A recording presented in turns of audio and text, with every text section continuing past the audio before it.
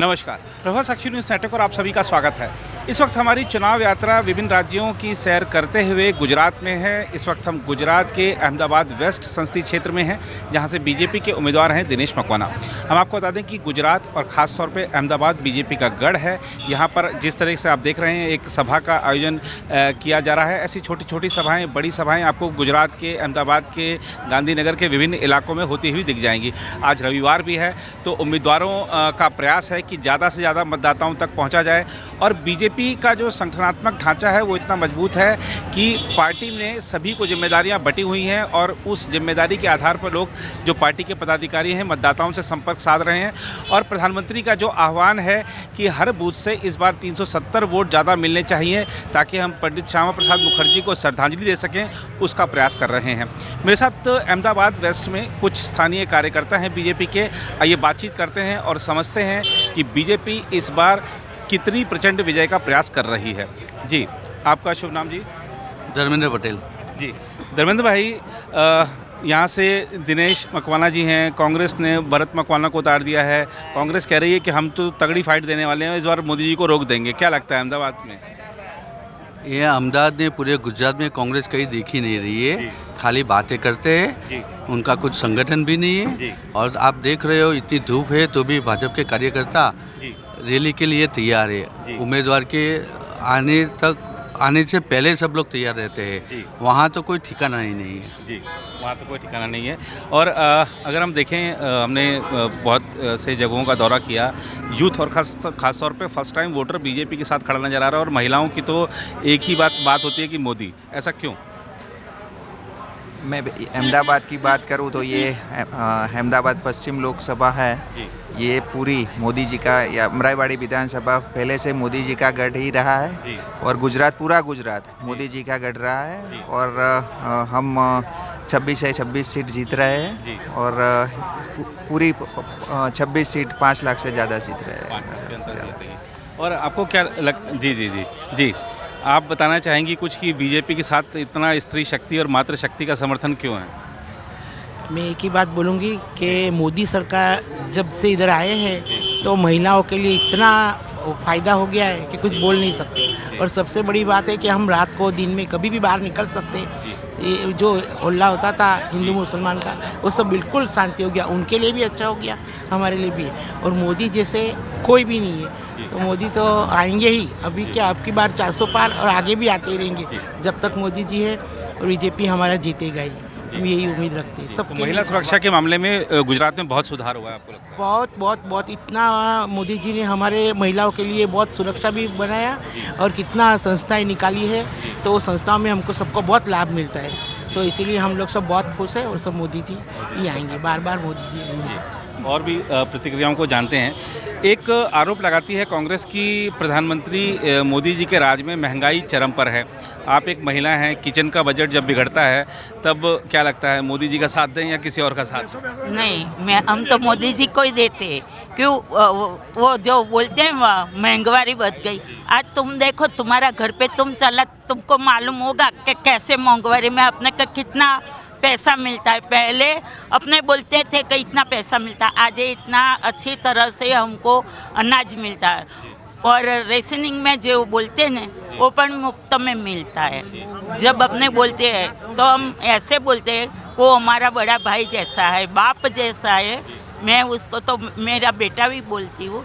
तो महंगाई नहीं है, तुम जो बोलते हैं, सब बोलते हैं कि आज महंगाई है, महंगाई। तुम पहले से देखो, अभी भी देखो कि अपने को सब कुछ मिलता है। जब देखो तो घंटे पे जाओ तो चक्की में आटा भी मिल जाता है। क्यों? कम पैसा है, इसीलिए। बाहर के देश में देखो कितनी महंगाई है। सब बोलते हैं अमेरिका, जापान, वहाँ जाके देखो कितनी महंगाई है। दिल्ली में जाके देखो कितनी महंगाई है। दिल्ली में जाके देखो, रात को निकल नहीं सकते। तारे हमारे अहमदाबाद में, गुजरात में भाई बहन निकल सकते। बाकर बच्चा लाखे बिचारा, सिंहण बच्चा एक के हजारा। मोदी एવો છે કે એ પોતે પોતાની એકથી જ આજે આગળ જઈ શક્યા છે। બસ એ જ મારું કહેવાનું. बिल्कुल. एक चीज़ और मैं जानना चाहूँगा कि कांग्रेस जब दूसरे राज्यों में प्रचार करती है तो गुजरात के जो व्यापारी हैं, व्यवसायी हैं, उद्योगपति हैं, वो निशाने पर रहते हैं. ऐसा क्यों? मोदी जी से अगर मान लीजिए विचारधारा के आधार पर, नीतियों के आधार पर विरोध है, तो गुस्सा गुजरात के व्यापारियों पर क्यों निकलता है, गुजरात के उद्योगपतियों पर क्यों निकलता है? अदानी अमानी एक यही मुद्दा रहता है. इसमें ऐसा है, पिछले 10 वर्ष में जो मोदी सरकार आई है तो मोदी सरकार के इतने अनगिनत प्रजालक्षी काम है तो उन लोगों के पास कोई मुद्दा है ही नहीं. वो बरसों से वो कांग्रेस के जो आपने बोला कि वो जो नेताजी है वो सब लोग एक ही बात चलाते हैं हर इलेक्शन में. वो मोदी जी है, अंबानी जी है, ऐसा वैसा, महंगाई, रोजगार, बेरोजगार, ऐसे उसके पास कुछ है ही नहीं मुद्दे बोलने के लिए. और अभी है मेरा जो नारा है 400 पार, वो 400 पार आने वाले ही है. और इसीलिए यहाँ कोई उसका जो कोई माहौल है कांग्रेस का, कोई गुजरात में कोई माहौल ही नहीं है. समझो, देखो, सुन लो, समझ लो, 26 से 26. और वो एक तो आ भी गई. अरे एक तो आ भी गई, आपको तो 25 के लिए भी गिन ही लो. एक साइड 25 और दूसरी साइड 0, जो रिजल्ट में ऐसा ही आने वाला है. तो और उसमें गुजरात हैट्रिक लगाने की तैयारी कर रहा है कि 26 के 26 मोदी जी. नहीं, वो तो वैसे भी मोदी साहब वो 2014 में भी बोले थे. एक बच्चे ने सवाल पूछा था कि मैं कब तक, तो मोदी साहब ने बोला था कि 10 साल के बाद सोचूंगा. लेकिन 10 वर्ष में इतने काम किए कि जो प्रजा है वो प्रजा मोदी साहब के लिए इतना प्यार है, मोदी साहब के लिए अनहद प्यार है. जो 10 वर्ष में जो अनगिनत काम किए है, चाहे राष्ट्रीय सुरक्षा का हो, महिला लक्ष्य कोई कामकाज हो, या कोई व्यापारी के लिए, बच्चों के लिए, बुजुर्गों के लिए, युवाओं के लिए, किसानों के लिए, और हमारे सरहद पे जो सैनिक है तो सैनिक के लिए भी जो भी काम किए, कोई भी क्षेत्र देखो, सब क्षेत्र में ऐसा अनगिनत और कोई भी एक भी क्या बोलते हैं उसको, कोई उसमें कोई नाकामी नहीं. हर चीज़ में, चाहे बिजनेस हो, एग्रीकल्चर हो, स्टडी हो, પછી फॉरेन रिलेटेड यानी कि जो विदेश नीति है, जो सब मामले हैं उसमें जो पूरे केंद्र की टीम है बहुत ईमानदारी से काम करती है. और प्रजा भी देखती है, जो देखने वाले हैं और सुनने वाले हैं वो गलत नहीं हो सकते. आज नहीं तो कल वो परखते हैं, बोलते नहीं है, परखते हैं. परखने के बाद अपने दिल में वो बिठाते हैं कि सही है, ये बंदा मोदी साहब जो है वो सही काम करता है. वो और गुजरात नहीं, वो भारत नहीं, वो विदेश में सब लोग बोलते हैं कि Modi ji as a not Indian number 1, Modi is a world number 1. और ख़ास तौर पर अगर हम देखें तो गुजरात ही एक तरह से देश चला रहा है. प्रधानमंत्री जी यहाँ से ताल्लुक़ रखते हैं, गृह मंत्री जी देश के यहाँ से ताल्लुक़ रखते हैं, विदेश मंत्री जयशंकर वो भी गुजरात से राज्यसभा सांसद हैं, स्वास्थ्य मंत्री वो गुजरात से हैं. तमाम बड़े मंत्रालय गुजरात को मिले हुए हैं. तो आपको लगता है कि मोदी जी ने गुजरात का सम्मान रखा है, गुजरात का मान रखा है पूरे अपने 10 साल के कार्यकाल में? गुजरात का मान नहीं, पूरा हिंदुस्तान का सभी लोगों का मान रखा है. और नरेंद्र मोदी जी इधर के विधायक थे तो हमको ये सभी कार्यकर को मालूम है कि वो 18 कलाक काम करते हैं और बहुत ईमानदारी से करते हैं. जो ईमानदार पार्टी है इसके कार्यकर भी ईमानदार होते हैं. और कांग्रेस के कार्यकर है वो ईमानदार नहीं है, इसलिए इसकी हार होती है. 5 लाख पार हम कर देंगे, ये सभी सीट 5 लाख के ऊपर जीतने वाले हैं हम. आइए चलिए कुछ और प्रतिक्रियाएं जानते हैं. जी, अच्छा जी, आप इधर से पार्षद हैं? हमारे घर से पार्षद है जी. तो क्या लग रहा है इस बार माहौल जो आप देख रहे हैं, क्योंकि कांग्रेस भी पूरी एकजुटता के साथ चुनाव लड़ रही है ऐसा सुनने में आ रहा है. आपको लगता है वो एकजुटता आप लोगों की जो संगठन क्षमता है उस पर उसके खिलाफ कुछ कर पाएगी? आपने अगले साल नहीं देखा था कि वो भी एकजुट हुई थी, लेकिन वो एकजुट रही. फिर एक बार एकजुट होने वाली है अभी, लेकिन नहीं चलेगा वो. और वो हमारा विस्तार है ना, वो तो नरेंद्र भाई यहाँ से चुनाव लड़के हमारे प्रधानमंत्री बने हैं. तो नरेंद्र भाई ने जो 400 के पार की बात किया है, हमारे यहाँ के सब लोग तो ठनगन रहे हैं कि कब 7 तारीख आवे.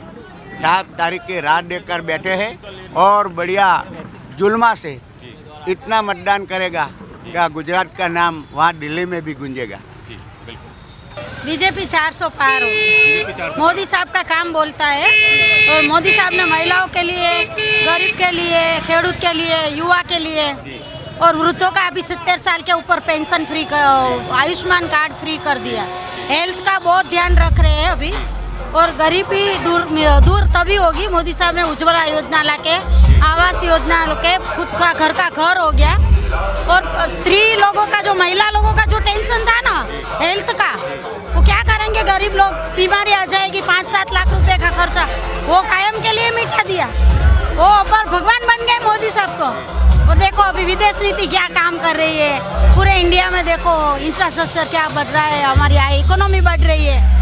और अभी हमारा 11वें से 5वें पे लाके मोदी साहब ने रख दिया हमारा, और अब तीसरे बनने जा रहे हैं वर्ल्ड में। उससे बड़ी बात क्या होती है सर? देखो हमारा गुजरात है, मोदी साहब का गढ़ है। इधर से 3 बार मोदी साहब मुख्यमंत्री बन के हमने दिल्ली भेजा है। तीसरी बार प्रधानमंत्री भी बनाएंगे? तीसरी बार प्रधानमंत्री भी बनाएंगे? तीसरी बार बनेंगे और 47 तक 2047 तक लक्ष्य है। भारतीय जनता पार्टी रहेगी और भारतीय जनता पार्टी भारत का विकास करेगी। सबका समर्थन। भारत माता की जय।